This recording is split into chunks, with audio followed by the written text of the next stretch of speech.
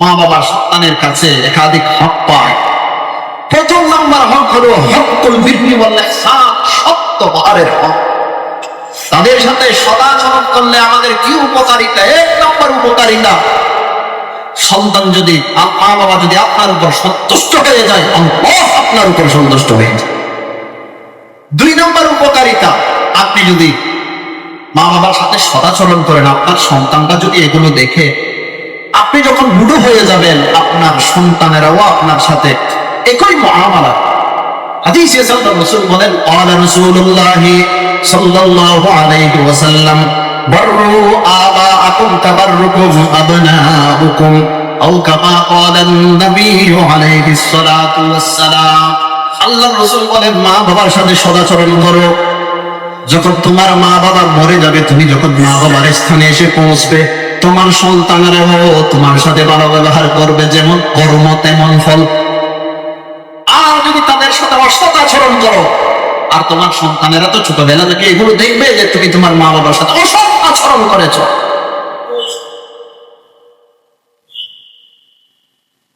তাদেরকে খাবার দাবার দেন নাই, ঔষধ কিনে দেন নাই, আরো বিভিন্ন ধরনের নির্যাতন নিপীড়ন করেছ মা বাবার উপরে, এটা যদি তোমার সন্তানেরা দেখে, তুমি যখন বৃদ্ধ হবে তোমার সন্তানেরা একই মুআমালা তোমার সাথে করবে, যেমন কর্ম তেমন ফল।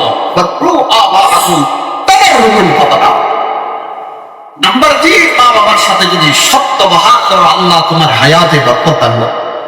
হাদিসে আছে, আল্লাহর রাসূল সাল্লাল্লাহু আলাইহি ওয়াসাল্লাম বলেন, ক্বালা রাসূলুল্লাহ সাল্লাল্লাহু আলাইহি ওয়াসাল্লাম, লা ইয়াজিদু ফিল উমরি ইল্লাল বির, আও কামা ক্বালা নবী আলাইহিস সালাতু ওয়াস সালাম। আল্লাহর রাসূল বলেন, কেউ যদি মা বাবার সাথে ভালো আচরণ করে, আল্লাহ পাক রব্বুল আলামিন তার হায়াত বৃদ্ধি করে দিবে, তার মানে তার হায়াতে বরকত দান করবে। বরকত শব্দের অর্থ হলো স্বল্প সময়ে বেশি কাজ করতে পারা। আপনার হায়াত 70 বছর মা বাবার খেদমত করলে 100 বছর হবে যে তা না। আপনার হায়াত 70 বছর 70 বছরে ঠিক থাকবে, কিন্তু 100 বছর হায়াত পেলে যে পরিমাণ নেকি করতেন, আল্লাহ পাক রব্বুল আলামিন 70 বছরে সেই পরিমাণ নেকি করা তৌফিক দান করেন। চতুর্থ নম্বর উপকারিতা, মা বাবার সাথে যদি সদাচরণ করেন, তাদের সুখ শান্তির প্রতি যদি লক্ষ্য রাখেন, আল্লাহ আপনাকে জিহাদের সওয়াব দান করবেন। এক ব্যক্তি রাসূলের কাছে এসে বললেন, ইয়া রাসূলুল্লাহ, জিহাদ করতে চাই। আল্লাহ রাসূল বলেন, হাইতুল ওয়ালিদা, তোমার মা বাবা কি জীবিত আছে? সাহাবী বললেন, ইয়া রাসূলুল্লাহ, নাম, আমার মা বাবা জীবিত আছে। আল্লাহ রাসূল বলেন, ফাফিহিমা ফাজাহিদ, জিহাদ এখনো ফরজ আইন হয়নি, জিহাদ এখনো ফরজ নয়, ফরজে কিফায়ার স্তরে আছে। কিছু মানুষ আদায় করলে অন্যদের থেকে দায়িত্ব শেষ হয়ে যাবে, এখনো জিহাদ ফরজ হয়নি। তোমার মা বাবার খেদমত করো, আল্লাহ তোমাকে খেদমতের বদৌলতে জিহাদের সওয়াব দান করবেন। আরেক ব্যক্তি রাসূলের কাছে এসে বললেন, ইয়া রাসূলুল্লাহ, জিহাদে যাওয়ার জন্য বের হয়ে গেছি, আমার মা বাবা কান্নাকাটি করছে। আল্লাহ রাসূল বলেন, জিহাদ এখনো ফরজ হয়নি, ফারজি ইলাইহিমা ফাদিকুমা কামা আবকাইতাহুমা, জিহাদে যাওয়ার দরকার নেই, রণাঙ্গনে যাওয়ার দরকার নেই, মা বাবার কাছে যাও, তাদেরকে হাসাও যে এরকম তাদেরকে তুমি আসার সময় কাঁদিয়েছো, আসার সময় যে এরকম তুমি তাদেরকে কাঁদিয়েছো, খেদমত করে তাদেরকে হাসাও, আল্লাহ তোমাকে জিহাদের সওয়াব দান। আরেক সাহাবী এসে বললেন, ইয়া রাসূলুল্লাহ, জিহাদের পরামর্শ করতে আসছি। আল্লাহ রাসূল বলেন, তোমার মা কি বেঁচে আছে? সাহাবী বললেন, ইয়া রাসূলুল্লাহ, আমার বুড়ো মা তো বেঁচে আছে। নবীজি বলেন, জিহাদে যাওয়ার দরকার নেই, ফালসামহা ফাইন্নাল জান্নাতা তাহতা রিজলাইহা, মায়ের খেদমত করো, মায়ের সাথে লেগে থাকো, জান্নাত তোমার মায়ের পায়ের নিচে। এর অর্থ এই না, এটা শাব্দিক অর্থ উদ্দেশ্য না, মায়ের পায়ের নিচে জান্নাত শাব্দিক অর্থ উদ্দেশ্য না, রূপক অর্থ উদ্দেশ্য। তার মানে মায়ের খেদমত করো, তাদের সেবায় লেগে থাকো, এটা তুমি জান্নাতে যাওয়ার মাধ্যম হয়ে যাবে।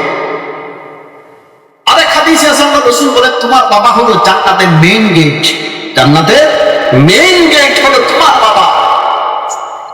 আল ওয়ালিদু আওসাতু আবওয়াবিল জান্নাহ ফাইন শিকিতা ফাআতি' যালিকাল বাব আও ইফাদহু, মনে চাইলে এই মেইন গেটকে তুমি রক্ষা করো, মনে চাইলে মেইন গেটকে তুমি ভেঙে দাও। তার মানে বাবার সাথে যদি বেয়াদবি করো, বাবাকে যদি কষ্ট দাও, জান্নাত থেকে তুমি বঞ্চিত হয়ে যাবে, মেয়ের পেট ভেঙে গেল। আর বাবার সাথে যদি ভালো আচরণ করো, মেয়েকে খটকা পেল, তুমি জান্নাতের বাড়ি হয়ে যাবে। الوالد أوسط أبواب الجنة فإن شئت فعل ذلك الباب احفظه। আরেক হাদিসে আল্লাহর রাসূল বলেন, আমি একদিন রাতে ঘুমাইলাম, ফারাআইতুনি ফিল জান্নাহ, আমি স্বপ্নে দেখলাম আমি জান্নাতে। নবীজি বলেন, আমি রাতে ঘুমাইছি, স্বপ্নে দেখলাম আমি জান্নাতে। শুধু অতটুকু নয়, একজন ব্যক্তিকে দেখলাম জান্নাতে সুললিত কণ্ঠে কোরআন শরীফ পড়তেছে। আমি জিজ্ঞাসা করলাম, লিখে আমার উত্তর দেওয়া হয়েছে হারিসা ইবনে নুমান, তিনি হলেন নোমানের ছেলে হারিসা। আল্লাহ রাসূল বলেন, কাযা কাবিরু ওয়া কানা আবাররান নাস বিউম্মি, মায়ের সাথে যারা সদাচরণ করে, সত্য ব্যবহার করে, তাদের প্রতিদান হলো এই রকম, তাদের প্রতিদান হলো এই রকম। এই পৃথিবীতে সবচেয়ে বেশি মায়ের সাথে সত্য ব্যবহার করেছে, ভালো আচরণ করেছে হারিসা ইবনে নুমান, নোমানের ছেলে হারিসা। সেজন্য জান্নাতে সুললিত কণ্ঠে কোরআন শরীফ তিলাওয়াত করার তৌফিক আল্লাহ তাকে দিয়েছে। আল্লাহ আমাদেরকে মা বাবার সাথে সদাচরণ করার তৌফিক দান করেন। এর অর্থ হলো হারিসা ইবনে নোমানের ছেলে হারিসা অবশ্যই জান্নাতে যাবে, জান্নাতে যাওয়ার সুসংবাদ আল্লাহ পাক রব্বুল আলামিন মুহাম্মদ রাসূলুল্লাহকে অগ্রিম দিয়ে দিয়েছে। কিসের কারণে? মায়ের সাথে ভালো আচরণ করার কারণে। এক হাদিসে আল্লাহর রাসূল বলেন, তিন শ্রেণীর মানুষের উপর ব্যর্থ যায় না, যে রকম দোয়া করে সেই রকম দোয়া আল্লাহ কবুল করেন। ভালো দোয়া করলে সেটাও আল্লাহ কবুল করেন, আর বদ দোয়া করলে সেটাও বৃথা যায় না, সেটাও আল্লাহ কবুল করে ফেলেন। এক নাম্বার হলো মা বাবার দোয়া, দুই নাম্বার হলো মাসুম ব্যক্তির দোয়া, যার উপর অত্যাচার করা হয়েছে, তার মাঝে আল্লাহর মাঝে কোনো পর্দা থাকে না। আর তিন নাম্বার হলো মুসাফিরের দোয়া।